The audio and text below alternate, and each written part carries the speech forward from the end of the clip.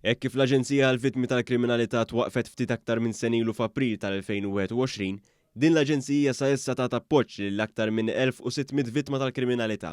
Fid-dawl ta' dan is-suċċess One News żar l-uffiċċju tal-Aġenzija fil-Belt Valletta, fejn il-kap eżekuttiv tal-Aġenzija Brian Farrugia spjega kif kmamar differenti fih dan l-uffiċċju jiġu utilizzati għal diversi tipi ta' appoġġ. Fost l-oħrajn l-Aġenzija toffri appoġġ emozjonali u psikoloġiku lil vittmi ta' reati kriminali u tagħti wkoll informazzjoni dwar il-proċess legali li se tgħaddi minnu l-vittma.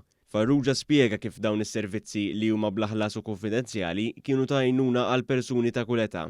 Huwa qal li mhux talli dawn is-servizzi huma faċilment aċċessibbli, iżda l-Aġenzija taħdem sabiex tibda l-proċess ta' appoġġ istess.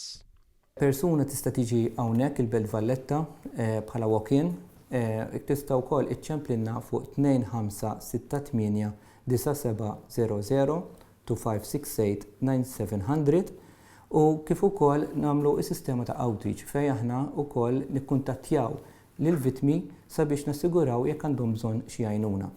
Farrugia nnota wkoll ma' dan l-istazzjon kif is-servizz offrut minn pajjiżna huwa fost l-aqwa fl-Ewropa tax-xorta tiegħu. Dan hekk kif jagħti appoġġ lill-vittmi tul kull stadju wara r-rejat.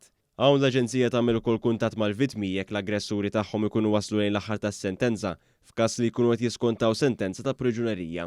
Dejjem nappellaw li jekk inti mod dirett jew indirett kont suġġett ta' kriminali tiddejjaqx tersa għaliex aħna qegħdin hawnhekk biex ngħinu tajjeb li trauma tilqaħħa minn qabel u ma tħallix għaddejja. Kif ukoll tajjeb li jekk inkom tafu xi ħadd li għaddej minn xi każ simili tiddejqux titkellmu għall-persuna sabiex il-persuna wkoll tikseb dan is-servizz.